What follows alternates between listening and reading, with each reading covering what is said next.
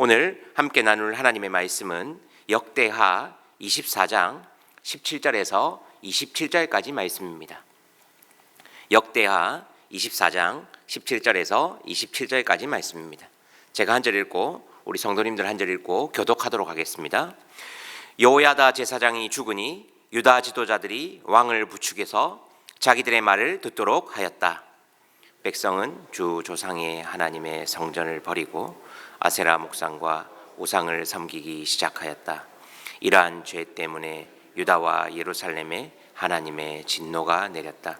주님께서는 백성을 주님께로 돌이키도록 경고하시려고 예언자들을 보내셨지만 백성은 예언자의 말 듣기를 거절하였다.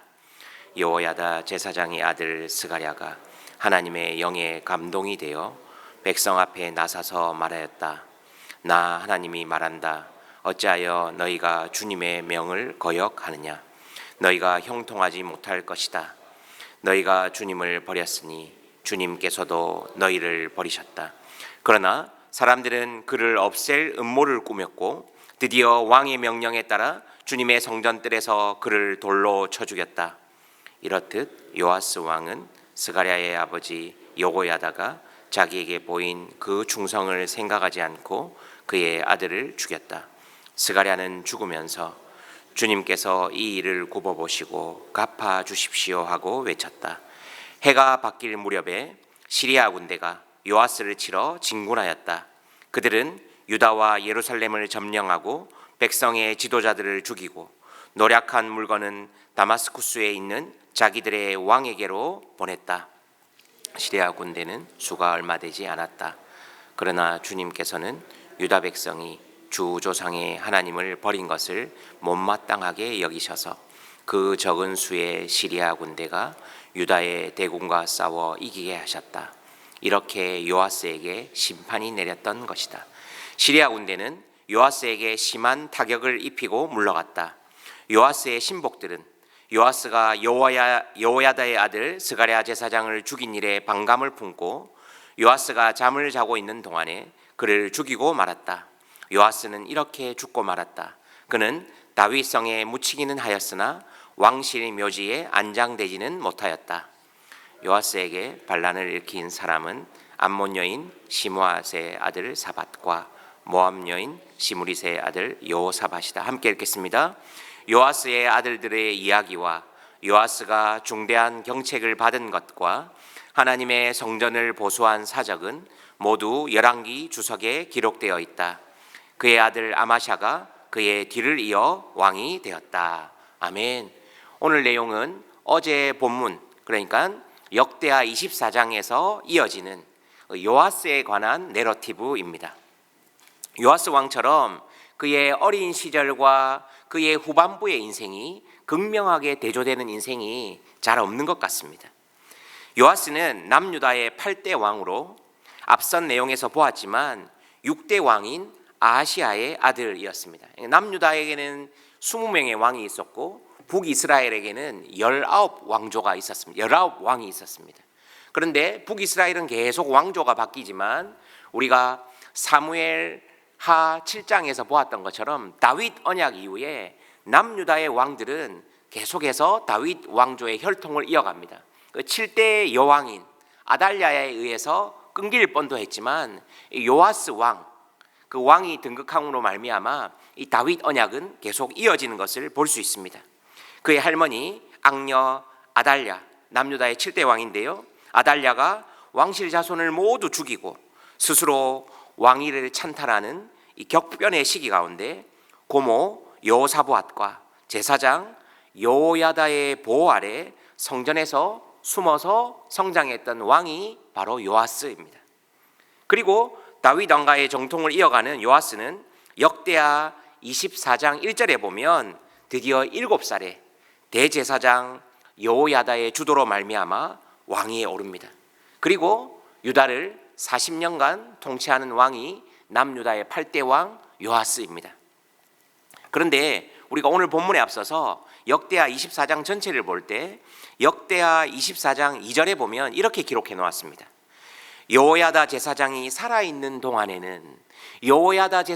살아있는 동안에는 요아스가 주님 보시기에 올바르게 다스렸다. 무슨 말입니까? 자신을 왕으로 등극하게 한 인생의 멘토이자 하나님의 사람 여호야다 제사장이 살아있는 동안에는 요아스가 선정을 펼치고 하나님의 뜻에 맞게 하나님 보시기에 정직하게 행했던 것 같습니다. 이것이 역대기의 저자가 마련해둔 저는 전조 복선이라고 생각합니다. 요아스는 왕으로 등극할 때부터 한 편의 드라마나 영화보다 더 극적으로 왕위에 오릅니다. 7살에 6년 동안 성전에서 숨어 지나다가 제사장 여호야다의 도움으로 극적으로 왕위에 오릅니다. 그런데 요아스는 자신의 멘토이자 인생의 나침반과도 같았던 제사장 여호야다가 죽고 난 이후에는 완전히 달라진 것입니다. 먼저 오늘 본문 앞에 14절을 보십시오. 공사를 맡은 사람들이 공사를 마친 뒤에 남은 돈을 왕과 여호야다에게 가져오니 왕이 그것으로 주님의 성전에서 쓸 기구, 곧 예배 때에 쓸 기구와 번제를 드릴 때에 쓸 기구와 숟가락과 금그릇이나 은그릇을 마련하게 하였다. 여호야다가 살아있는 동안에는 주님의 성전에서 번제를 드리는 일이 끊이지 않았다. 여호야다 제사장이 살아있는 동안에는, 여호야다가 살아있는 동안에는 계속 역대기의 저자는 강조하고 있습니다. 그러니까 요아스의 인생은 한마디로 얘기하면 여호야다가 살아있는 동안과 여호야다가 죽은 이후의 삶이 완전히 달라진 것이죠. 우상 숭배로 인해 여호야다가 죽은 이후에는 요아스는 다시 우상 숭배의 길로 접어듭니다.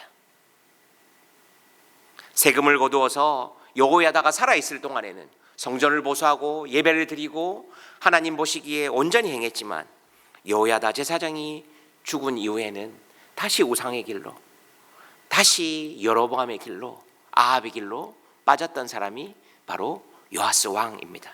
그런데 오늘 본문 17절은 이렇게 시작하죠.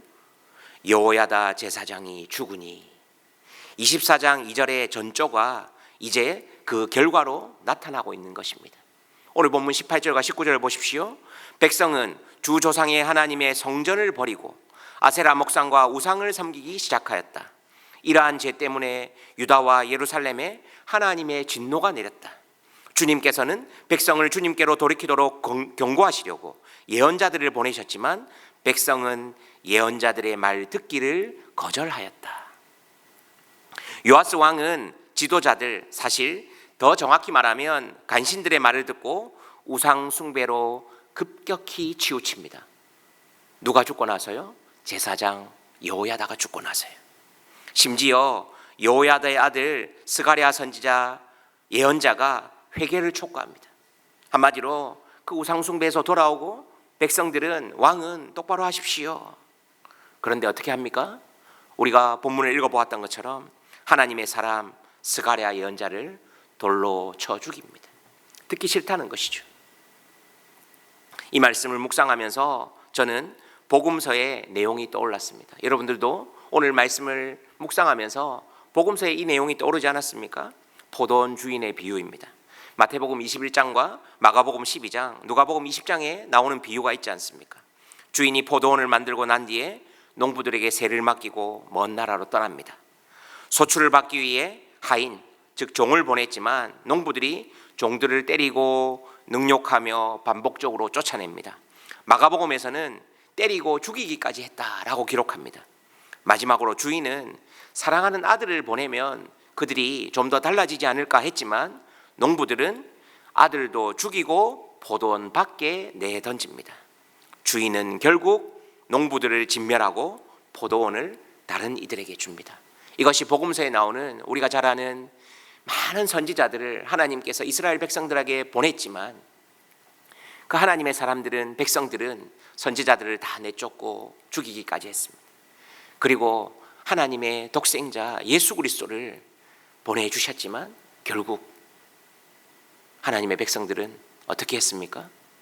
예수 그리스도를 십자가에 못 박았습니다. 마찬가지입니다. 오늘 요아스 시대가 그랬습니다. 스가랴 선지자가 우상 숭배에서 돌아오십시오라고 했지만 스가랴 선지자를, 예언자를 돌로 쳐 죽입니다. 지금 하나님의 백성이라고 자처하는 그들이 이런 일을 벌이고 있는 것입니다. 요아스 왕은 제사장 요야다가 살아있을 때처럼 그렇게 했어야 했습니다. 그러나 그는 하나님보다 사람들이, 주변에 권력 있는 간신들이, 민심이 더 두려웠는지도 모릅니다. 그래서 결국 그는 심판받습니다. 제가 앞서서 계속해서 역대기를 설교하면서 말씀드렸던 것처럼 이스라엘은, 남유다는 한 번도 하나님을 섬기지 않은 적이 없습니다. 하나님도 섬기고 아세라도 섬깁니다. 하나님도 섬기고 바알도 섬깁니다. 우리도 그렇지 않습니까? 교회도 다니고 돈도 섬깁니다. 예수 그리스도도 사랑하고 내 자존심이 더 중요합니다. 그것이 우리의 모습 아닙니까? 오늘 지금 이스라엘 백성들이 그렇다는 것입니다. 오늘 한국교회의 실천적 그리스도인, 무신론적 그리스도인들이 얼마나 많습니까? 실천적 무신론자라고 하는데요, 주일은 교회 오지만 주중에는 예수 그리스도와 전혀 상관없는 실천적 무신론자들이 얼마나 많이 있습니까? 오늘 지금 이 말씀을 받고 있는 하나님의 백성들이라고 자처하는 이 사람들이 그렇게 살았다는 것입니다. 하나님도 사랑하고 바알도 사랑합니다. 예수 그리스도도 사랑하고 내 자식이 더 중요합니다. 교회도 다니고 내 번영과 성공이 더 중요합니다. 우리가 그렇게 혹시 예수님을 믿고 있지는 않습니까? 오늘 우리가 말씀을 보면서 그런 적용과 묵상이 여러분 삶에 있기를 소원합니다. 그래서 결국 심판받는 것입니다. 우리가 하나님만 사랑하지 않고 예수 그리스도만 사랑하지 않고 복음이 내 삶에 어떤 영향력이 있습니까? 결국 아람 군대, 오늘 우리 세 번역에는 시리아 군대가 유다를 침략하여 지도자들을 죽이고 요아스도 크게 부상당합니다. 요아스는 결국 심판받습니다. 신하들의 반역으로 피살되고 왕들의 묘실이 아닌 성에 묻히는 수모를 겪게 됩니다. 이 부분을 주석에서는 이렇게 정리해 놓았습니다. 요야다는 혈통적으로 왕족은 아니지만 다윗성 왕들의 묘실에 안장되었다. 이러한 예우는 아합의 길을 따름으로 왕들의 묘실에 안장되지 못한 요람과 대조된다. 그가 왕과 같은 대우를 받은 이유는 이스라엘과 하나님 그리고 성전을 위해 선을 행했기 때문입니다. 그는 아달랴의 정권을 무너뜨렸고 요아스를 통해 다윗 왕조를 회복했으며 살아있는 동안 왕과 백성들을 하나님께 인도하는 역할을 했다. 요야다는 그래서 왕족이 아니지만 다윗성 왕들의 묘실에 안장됩니다. 그러나 반면 요아스는 왕임에도 불구하고 우상숭배와 선지자 스가랴의 순교 등 하나님의 언약을 어기고 말씀을 어기고 배반했기에 왕들의 묘실에 안장되지 못했다. 사랑하는 성도님 여러분, 오늘 말씀을 통해 저는 소원합니다. 여러분이 처음 예수님을 만났을 때 그 감격, 예배를 통한 뜨거운 은혜의 순간들이 회복되기를 소원합니다. 요아스가 여호야다가 살아있는 동안에는 하나님 보시기에 정직히 행하고 예배를 드리고 제사를 드리고 성전을 수리하고 하나님께로 많은 사람을 돌이켰지만 자신의 인생의 멘토이자 자신의 나침반과도 같았던 여호야다가 죽자마자 그는 인생이 완전히 달라집니다. 첫사랑, 우리가 하나님 만났을 때 그 첫 감격, 첫 마음, 그래서 여러분의 초심이 항심이 되어서 우리 주님 다시 오실 때까지 이 길을, 때로는 좁고 험한 길, 십자가의 길이지만 초심을 항심으로 유지하며 끝까지 우리 주님과 동행하는 복된 인생들 되시기 바랍니다. 저는 나침반을 참 좋아하는데요, 나침반을 보면 이 북쪽을 항상 가리키고 있습니다. 그런데 굳건히 서서 가리키는 게 아니라 바들바들 계속 떨면서 북쪽을 끊임없이 향하고 있습니다. 마치 우리네 신앙생활이 그렇지 않을까요?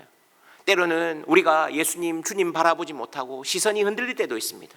그러나 우리가 큰 틀에서 그 주님을 바라보는, 예수 그리스도를 향하는 바들바들 떨고 있지만 때로는 굳건하게 주님을 바라보지 못할 때도 있지만 그 방향만은, 그 초심만은 그 항심이 되어서 우리 주님과 동행하며 주님께 시선을 맞추고 예수 그리스도와 늘 동행하는 우리 사랑하는 은혜샘물교회 모든 성도님들 되시기를 예수님의 이름으로 기대하고 기도하고 소원합니다. 하나님 아버지 감사합니다. 말씀을 통해 우리에게 계속해서 교훈하시니 감사합니다. 때로는 말씀이 내 귀에 내 삶의 방향과 다른 방향으로 불편하게 들릴 때도 있습니다.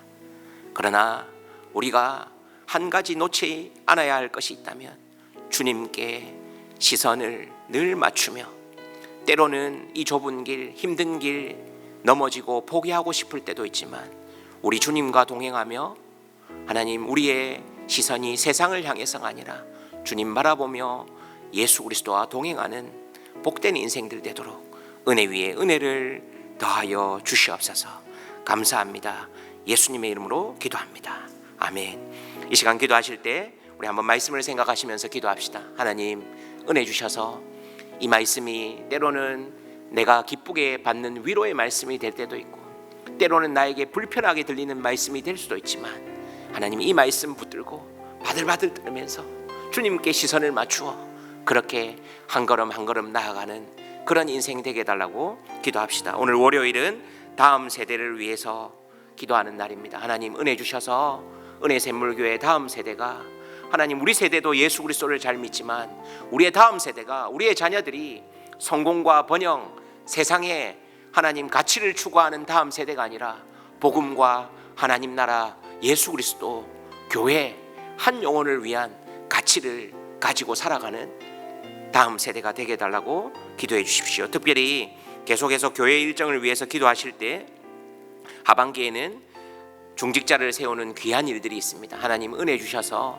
주의 몸된 교회 정직하고 순결한 제사장 여호야다 같은 하나님의 마음에 정말 합하고 기뻐하는 주의 귀한 종들이 잘 세워질 수 있도록 이 모든 과정 가운데 하나님의 은혜만 넘치게 해달라고, 또 여러분 가지고 오신 개인적인 기도 제목 가지고 기도하고 돌아가시기 바랍니다. 기도하겠습니다.